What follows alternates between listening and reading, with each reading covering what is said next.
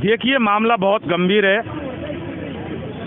इधर एक बार ये पोस्टर दिखाएं, तृतीय श्रेणी अध्यापक भर्ती 2022 लेवल 1। राम राज्य की सरकार में युवाओं की एक गुहार, चयनितों को नियुक्ति दो। यानी कि राम का पूरी तरह से राज्य है और राम जी आ गए। 22 तारीख को पूरी देश में दिवाली मन गई। हम इनसे बात करेंगे एक बार। जो ये बेरोजगार हैं, बेरोजगारी कहेंगे, हालांकि नौकरी लग गई कागजों में, लेकिन नियुक्ति मिली नहीं। नियुक्ति नहीं मिली तो काम कैसे करेंगे, और काम कैसे करेंगे तो तनख्वाह कहाँ से मिलेगी। ये कागजों के मास्टर हैं।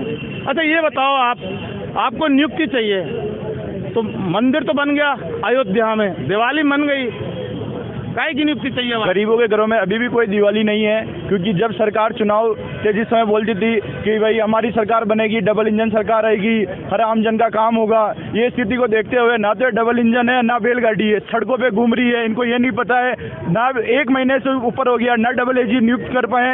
ये सिर्फ पर्ची के आधार पर अपना काम कर रहे हैं और इनकी पर्चियाँ अभी तक नहीं आई हैं। और इनकी पर्चियाँ राजस्थान के सभी बेरोजगारों के लिए एक तरीके के लिए मरने के समान हो रही है। एक बात बताओ, आप कह रहे गरीबों के घर में दिवाली, मोदी जी के एक इशारे पे ताली थाली दिया दीपक सारे गरीब जलाते हैं। पूरा देश वही काम करता है जो मोदी जी कहते हैं, और आप कहते हो गरीबों के घर में दिवाली नहीं है, खूब मनती है। ये ताली और जो बता रहे हो आप, ये 2024 के चुनाव में इनको पता लग जाएगा कौन बजाएगा, कैसे बजेगी, क्योंकि इन्होंने गरीबों ने, आम जन ने हर एक चीज देख ली है। इनको वोट दे के देख लिया है, इनकी बातें मान के देख ली है, फिर भी लोगों का ये हाल है। तो इस बार ना तो ताली बजेगी ना थाली बजेगी, ईवीएम बजेगी, ईवीएम बजेगी। और इसलिए ये गलतफहमी दिमाग में से निकाल दो कि 2024 में बता देंगे, 2029 में बता देंगे। विपक्ष में कुछ बोलते हैं तो ये सोचते हैं कि आम जनता कांग्रेस ही है, बीजेपी। हम ना तो हम कांग्रेस ही है ना बीजेपी, एकमात्र हम बेरोजगार है। हमारे को न्याय चाहिए। न्याय की सिवाय हम आपसे कुछ नहीं मांगते हैं, क्योंकि आपको 10 साल हो गए हैं, हर साल राजस्थान में सरकार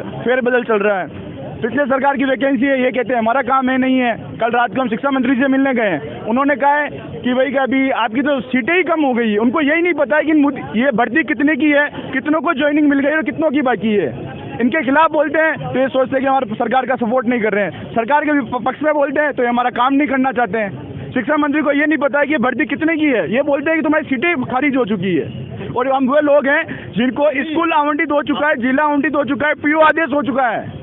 अभी तो वो बोल रहे हैं उस समय का इंतजार मत करना कि वो कपड़े की दुकान पे रसगुल्ले मत खरीदो। शिक्षा मंत्री का कहना है कपड़े की दुकान पे रसगुल्ला मत खरीदो। भर्ती को रद्द भी कर सकते हैं, ध्यान रखना, इसका हम कह नहीं सकते हैं। अरे ये देखिए, क्योंकि पूर्ववर्ती सरकार की जितनी भी योजना सारी चीजें, हालांकि ये उधर दिखाएं एक बार, मेरा इशारा बार बार वहीं रहेगा कि ये वो लोग हैं जो नियुक्ति पे थे, उनको तनख्वाह मिलती थी, उनको काम मिलता था, लेकिन चूंकि राजीव गांधी का नाम था इसलिए हटा दिया। तो आपको तो अभी नियुक्ति तक नहीं दी। इधर एक बार इधर आओ आप। ये हमारे साथ ये एक महिला, ये शिक्षक है। अब शिक्षक ही बोलना पड़ेगा। अच्छा, आप कहाँ से आई हो? अनूपगढ़ से। अनूपगढ़ से। सरकार बेटी बेटी बेटी बेटी पढ़ाओ, बेटी बचाओ, बेटी ये, बेटी की रक्षा, बेटी की सुरक्षा। तो आप बेटी हैं, तो फिर सरकार क्यों ध्यान नहीं देती इस पर?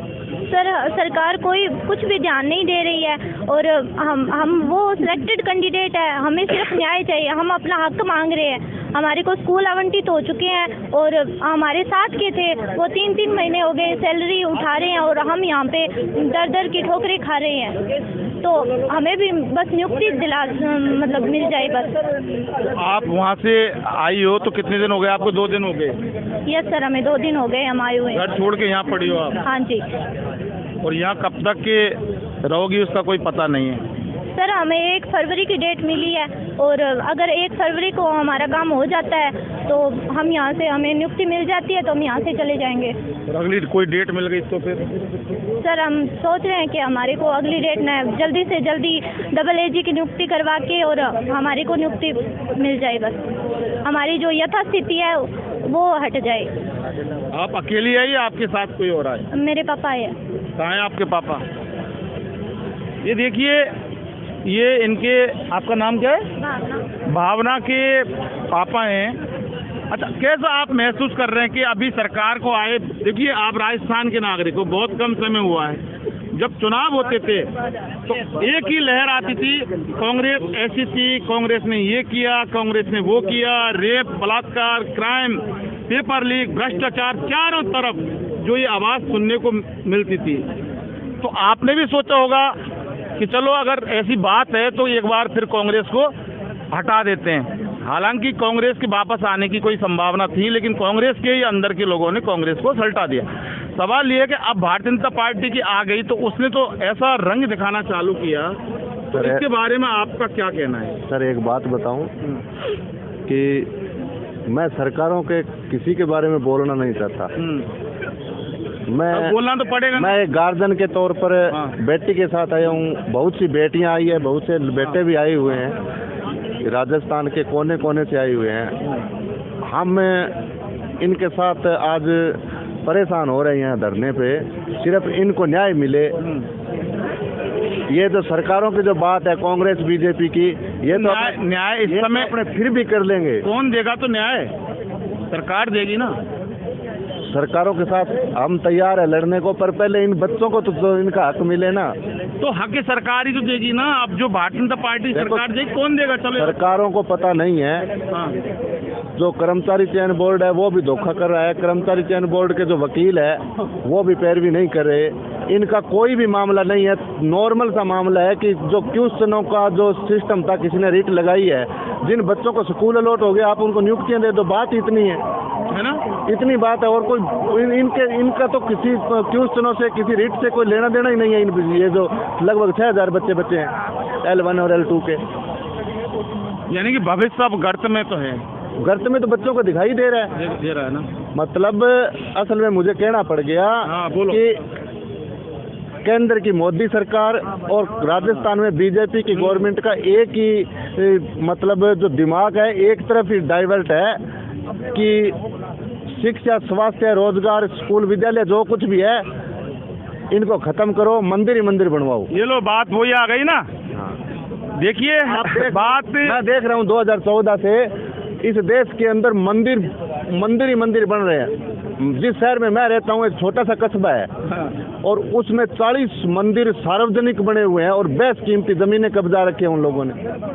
अब मैं तो इन बच्चों के साथ आया हूँ, अब लंबा चौड़ा मैं तो मुझसे तो 2 घंटे बुलवा लेना भले यहाँ पर। आप नहीं, देखिए लंबा चौड़ा बात नहीं है, लेकिन सवाल मेरा भी कोई ऐसा नहीं था कि आप बोले और कभी बुलवाएंगे, लेकिन अभी तो मुझे सिर्फ इतना ही बुलवाना। मैं भजनलाल सरकार से एक निवेदन करना चाहता हूँ कि जो आपके अंडर में कर्मचारी चयन बोर्ड के जो वकील है उनको कहकर पैरवी करवाकर वो यथास्थिति हटवा दे। इन बच्चों का भविष्य, इन्होंने दिन रात करके मेहनत की है, इन्होंने रीट की परीक्षा पास की है और फिर मतलब इनको स्कूल अलॉट हुए हैं, जिला अलॉट हुए हैं, तो इन बच्चों का तो कोई रोल ही नहीं है उस जो यथास्थिति रखी है।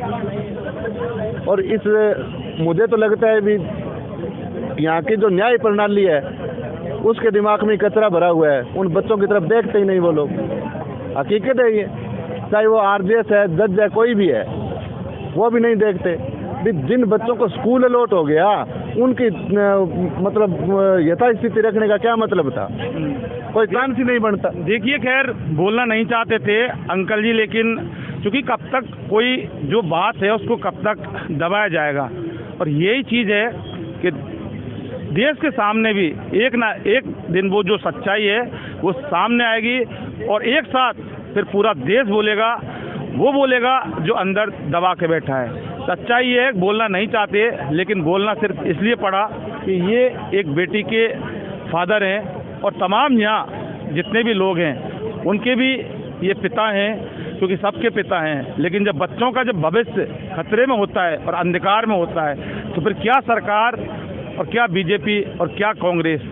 इन्वेस्टिगेशन मीडिया के लिए शहीद स्मारक से पवन कुमार के साथ में जितेंद्र शर्मा।